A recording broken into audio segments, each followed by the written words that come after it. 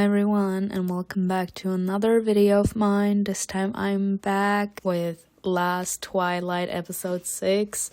Last episode actually had me in tears, like poor Day. He actually fell in love with his ex-playmate, and this little bitch actually disappointed him again in the present. Mock, who has feelings for Day, tried to cheer him up, and in a certain sense also tried to show him that he's the better man. And at the end of the day, Mock was just a napkin for Day because Day was completely heartbroken. I don't think that he's ready for any sort of relationship because he is that vulnerable. And I really hope that August leaves him alone, because after the stunt he pulled, he should stay away.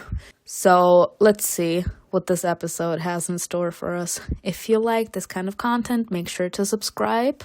For the full uncut reaction, you can check out my Patreon. The link is in my description box below. And without further ado, let's start. Oh no. Oh no, he's heartbroken. Oh no. He's actually back to square one. He finally found the courage to get out of the house and to come face to face with his most horrible fears. And one of those fears was actually seeing August, being capable to talk to him, and for August to reciprocate his feelings. Now, August hurting Day's feelings made him realize, or makes him think, that he's not that important to August. And since Day actually has feelings for August, it hurts him. So now he actually lost the will to go out and continue to fight. I hate this because in general, it's very difficult for people that are fighting traumas to find the strength to look for the source of their misery. It actually takes a lot of strength, because if you don't have the strength, you will end up wanting to kill yourself. It's a normal thing. Like, I'm not trying to sugarcoat it. If you're not strong enough to deal with the mental pressure that comes down on you once you start to become depressed, or just in general, with the negativity that people are dropping on you, if you're not strong enough to deal with that kind of pressure that all those negative thoughts and emotions inflict on you, you will kill yourself.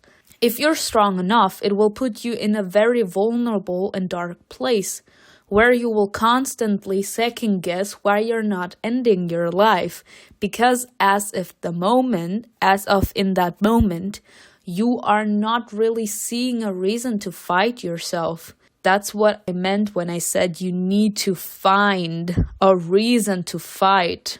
As in, you need to find a reason to want to continue to fight. And in general, it will be your anchor encouraging you. That's why people also get that attached to their anchor and misinterpret the affection of the other person as love. We, as the weak-minded, need to find a reason to want to continue to fight. If we don't find that, we will let ourselves go. Go in the certain sense where we will start to live in a moment of pure weakness. We won't have the motivation to get out of bed. We won't have the motivation to eat. We won't have the motivation even to sleep. You will just want to lay in bed and stare at the ceiling. You will not like to do anything that is being proposed to you. You will say no thank you, because you literally lost your will to fight. You lost your will to live. So no matter what people propose to you, you're like, no thank you, because you don't see the reason or the need to do anything for yourself anymore. And that's when someone will have to come to your rescue and do something about that. And that's exactly what our dear Mock will have to do. He will have to drag Day out by his hair at this point, because this man is not doing anything for himself right now. He's literally just drowning in self-desperation. Who is interrupting these two? I knew it was gonna be him. Leave, you bitch. ผมมาหาเดย์ครับ No, you didn't come here to see him. You can leave. ผมเข้าใจ You get it? No, I don't think you do. This little motherfucking bitch. Y'all, I think we can all tell I am not a fan of August. I cannot with this bitch.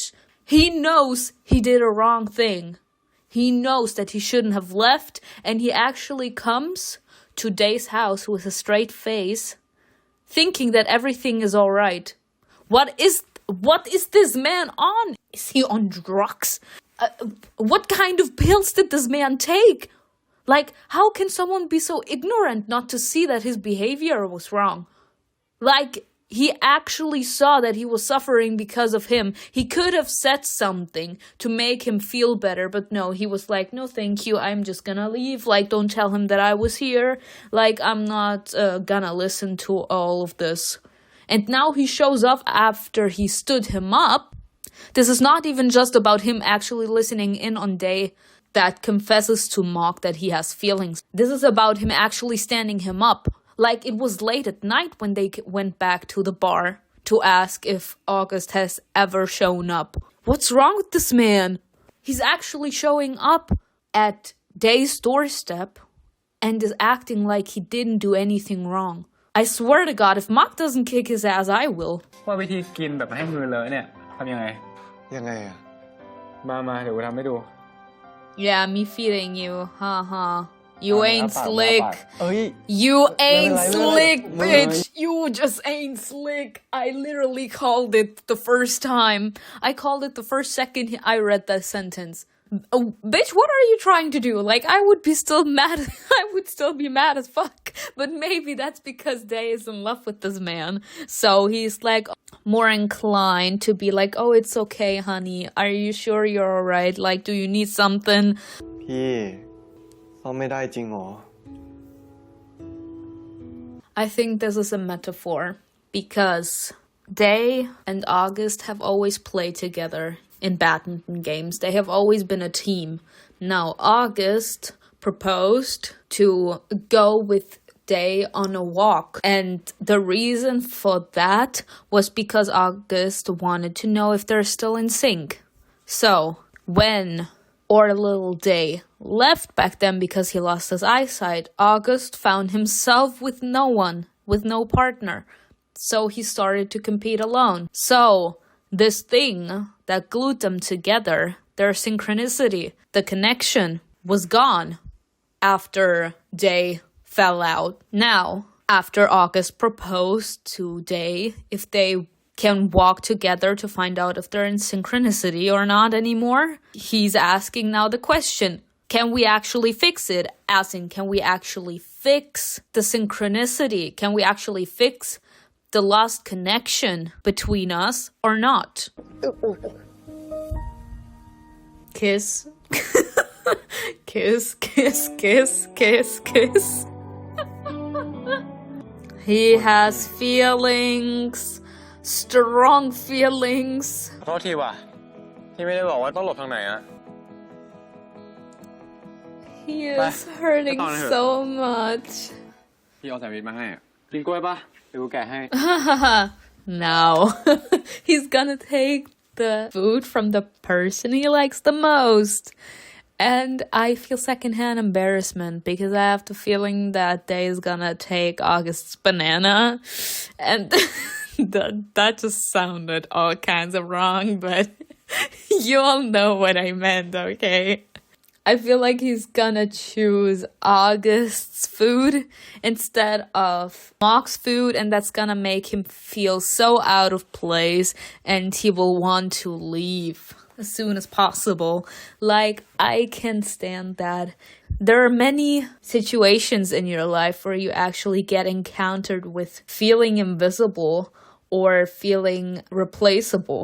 When you have someone in your life that you have always been craving for, like a best friend or a boyfriend, and they have always made you feel special, they have always made you feel happy, then you actually bind yourself to that person on a deep level.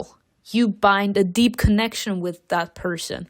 And when you come to the point where your soulmate, in a certain sense, finds someone else to hang out with, you start to feel jealousy. It doesn't necessarily have to mean that you have romantic feelings for that person, but in general, you start to feel jealousy because you feel very possessive of that person. In a certain sense, you feel like, I was here first, and now it's like my best friend or the person that I've grown attached to, the person that I cannot live without now, has started to hang out with me less and is hanging out more with him or her. I'm starting to feel alone. I'm starting to feel replaced by that person that just came along. And it makes you feel very bad. It makes you feel invisible because you invest time and love and trust into a relationship, no matter what kind of relationship that is. And when you see that someone doesn't think twice in letting you out of their heart and replacing that specific place where you used to be with the presence and the love that they used to have for you, with the love and care of someone else, it hurts. Because you as a person, it also has to do with self-love. It also has to do with confidence. Like, I bind myself to you, and in a certain sense, depending on how much time you spend with that person, you kinda hope or want that kind of love to be reciprocated. Because if not, it kind of feels like one-sided love. I love you as my best friend or as my boyfriend unconditionally, but I see that that unconditional love that I have for you is not the kind of love that I receive, as in you do not feel the same kind of love for me. And that makes you feel very small. It kind of makes you want to just disappear. It hurts you. It kind of feels like a heartbreak. Because in my eyes, the most powerful love is not the love you share with your lover, but it's the love you share with someone that used to be a stranger, but he became that close to you, that naturally, that you don't consider him or her a friend, you consider him or her family, home. So, actually losing that kind of person hurts like hell. พาเขาไปฉันเพลกันหมดแล้ว แต่ก่อนกูยังตื่นไปส่งมึงที่โรงเรียนอยู่เลย ก็ใช่ไง แต่ที่มึงทำแบบนั้นน่ะ เพราะมึงจีบกู You see? You see the similarity? กูว่ากุ้งเผลอชอบงานนี้ไปแล้วอ่ะ You don't like the job. You started to like him without realizing it. Oh, he feels so bad. ไหนลองลุกดิ ไม่หรอพี่ ผมเลิกละ I quit. He quit for him. He actually quit for Day. He has been smoking the entire time, and Day has always been complaining about the smell. And we saw it last episode when Mock was in the car. He had the cigarettes with him, but then he looked up into the restaurant where Day was sitting, and he put the cigarettes back without taking one cigarette out. He actually quit because of Day. That's love. พี่โอเคป่าวะ No, you're not. You know, okay, I need to put this out there. I hate when people say I'm okay and you can actually see they're not. Like, you can just say, I don't want to talk about it, but sometimes it's out of courtesy why they're like, no, I'm fine, don't worry. Or maybe the pain they have on the inside is too powerful for them to could actually explain in words how that pain inside of them makes them feel. So they're like, oh, don't worry, I'm okay. Because actually thinking about why they are in such pain actually could hurt them more than anything else. Because actually trying to figure out where your pain comes from is the bigger issue. Like, you know you're in pain, like you feel pain, but you never truly know why you're in pain. especially if that pain is deep. So, when someone comes up to you and says, I'm okay, and you see that they're suffering, it's not really that they don't want to tell you, in most cases at least. It's more that they can actually explain why they are feeling that bad. But what I want to put out in general, it's okay not to be okay. You will never be 100% happy. That's not how life works in general. Life sucks. Life has so many horrible things that you as a human being need to accept, that you as a human being need to go through. And there will happen a billion things in your life that will want to make you just yell and scream and cry in pain because life is ugly. You yourself have to find your place in the world. You yourself need to find something that makes you happy. You yourself need to find reasons to continue to fight for what you want, especially if you have many haters that keep on talking down on you and keep on telling you that what you're doing right now is not meant for you. It is meant for me if I think it is meant for me. But for people to actually gain that mentality, that they stop caring that much about what other people think, and they actually go with their gut feeling because they actually gained the mentality, it's my life. I know what I want to achieve in life, and I know how I feel. And what I feel right now is not the happiness that I want in life. That means that what I'm doing right now is not meant for me. What I'm doing right now is not gonna truly make me happy. So, I try to look for happiness in another place. But people saying, don't worry, I'm fine. You are not. It's okay not to be okay. Like, no one is completely okay. Everyone has their issues that they need to work through. Everyone has their own baggage. Everyone has their own pain that they need to work through. And some people may have more pain than others. No matter the reason. It can be problems with friends, it can be problems with family, it can be death, as in grief, it can be sickness, it can be a lot of things why you can be sad. There can be a lot of things why you yourself feel like you don't want to live anymore. What I want you all to know, you don't have to tell someone about your problems, but sometimes already admitting out loud to the person in front of you that is looking at you and asking, are you okay? You saying, no, I'm not okay, sometimes is enough. But don't you ever say, I'm okay, when you are not. And I don't want you to not say, I'm okay, because I want you to tell me about your business.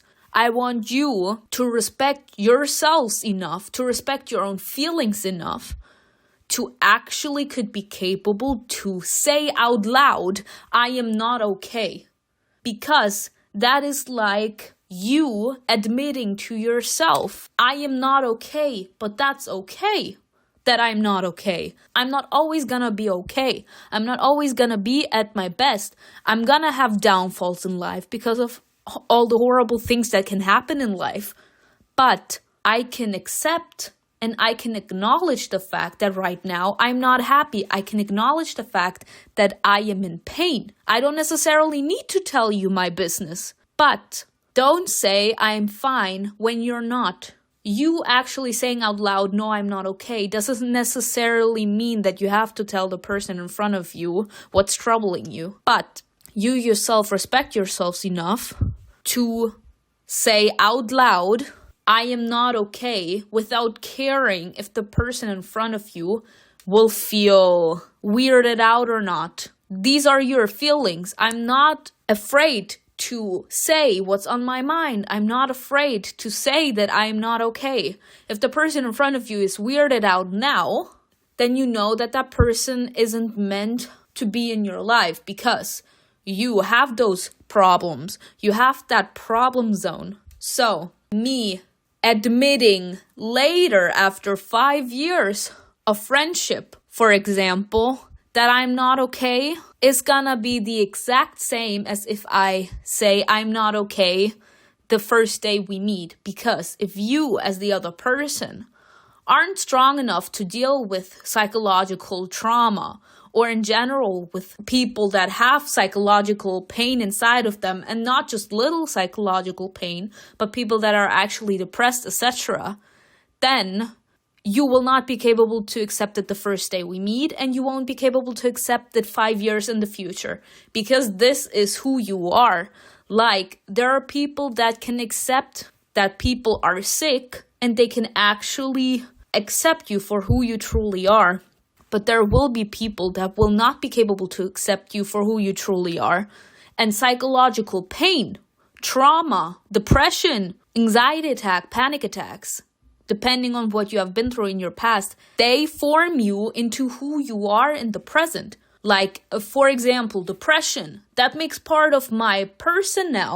I can't cut that part off. So if you, as the other person, can deal with the fact that I have depression, or that I have panic attacks, or that I have anxiety attacks, you won't be capable to accept it now, and you won't be capable to accept it in the future. So, don't you dare feel bad when you aren't feeling well. กลิ่นมันแบบแข็งแรง Toughness and ๆได้กลิ่นทีแรก aggression. ก็อยากจะหนีดมไปเรื่อยๆแล้วเนี่ยก็รู้สึกอบอุ่น Just like him, huh?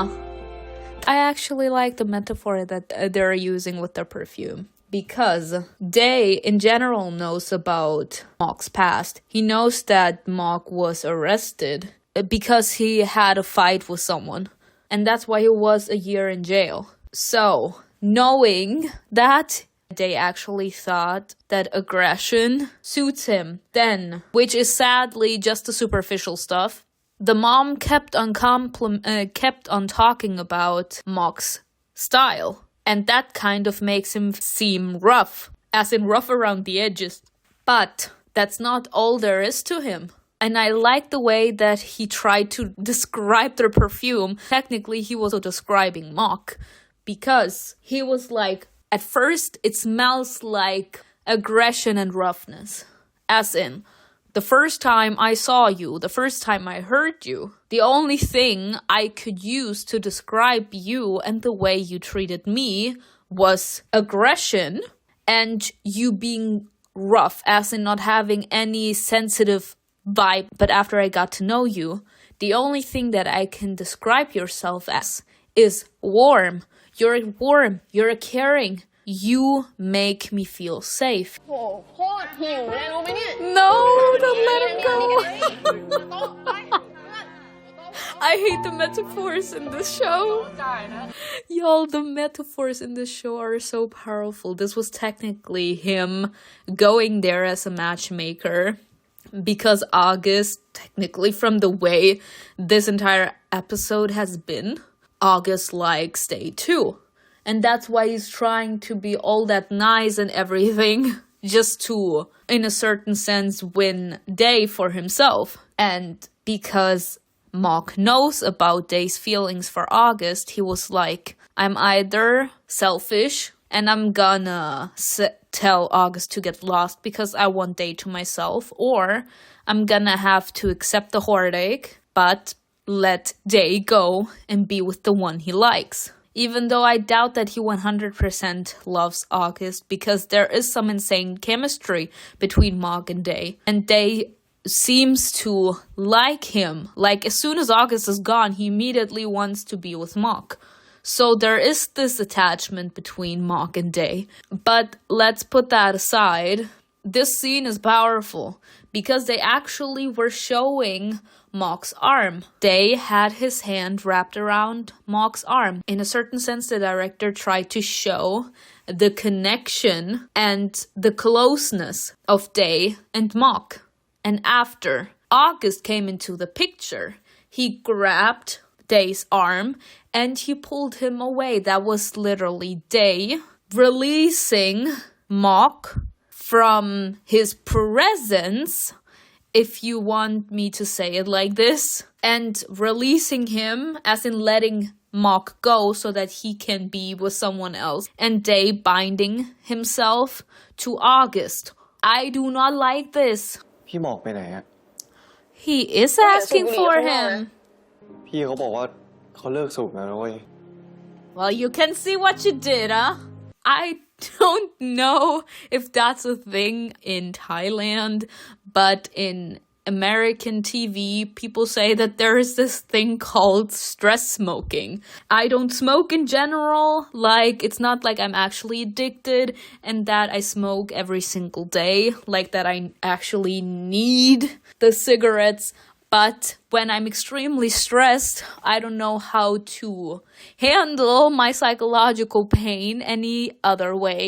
And I'll use a cigarette and hope that with that cigarette I can smoke my problems away, technically. If it is a thing in Thailand, maybe he's like, he told me he quit, and he actually has quit because like I said, people that don't smoke, they actually can smell when a smoker came into the room because they themselves don't smoke. So it's like their nose is more sensitive to the smell after a smoker smoked, you know, after a person smoked.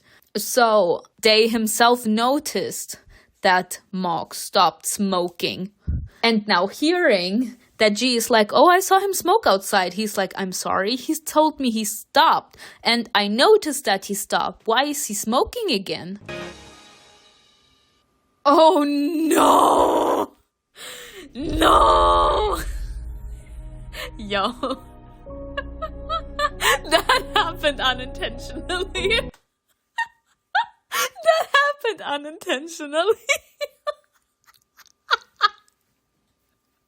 That happened unintentionally. I did not mean to freak out like this. I just don't want Mock to hurt anymore. He's been hurting the entire episode. And besides, I kind of think it's awkward when you don't have the confirmation first. Because what if that person pulls back and starts to slap you? Like, you need confirmation. Because as soon as I have consent, I feel more sure to kiss the other person. I don't know about you guys. เฮ้ยมึง What the hell is wrong with this man? Me too. Like, what the fuck is wrong with you? You're the one who kissed him first, and now that he actually kissed you back, you are like, no, I'm sorry. Well, like, what the, what, oh, just, I did say I can't stand August. Like, this man is worse than a pregnant lady. Like, I don't think I've seen one single human being change so many different emotions at once. And I love the fact that Mock immediately, like, went up to him and he's like, I'm sorry, bitch, where the fuck you think you're going? You literally kissed him and allowed him to actually feel like there could be something more. And then you're pushing him away and be like, I'm sorry? Like, bitch, what? You think what you just did was เป็นหนูเป็นน่าส good? งสารพอแล้วอะ You feel sorry for him? แล้วมึงทำกับเดย์เมื่อกี้มีความสุขเหรอ ผมคิดกับมันเกินเพื่อนไม่ได้จริง He's such a piece of shit. ขนาดคนที่ผมแอบชอบมาตลอดเขาก็ยังยอมมาจูบผมเลย What he wants ส to งสาร do. ผมอีกคนเหรอ No, he's the only person that doesn't feel pity for you. แค่คืนนั้นทุกอย่างบอกฉันว่าต้องพูดความจริง Is Stay happy too? ว่าต้องพูดความ With what exactly shouldn't he have any more energy? I mean, if you two have sex the night before, of course he's not gonna have any energy to run. I mean, of course. Let me stop, okay? Well, that was such a emotional episode. I can't with the show. But I love the messages they're trying to put out, because sadly it's not common for people to could actually accept someone's disabilities. We did tap into that a few episodes ago as well. Like, there are people that just aren't capable to accept when someone has a sickness, no matter if that sickness is psychological or physical.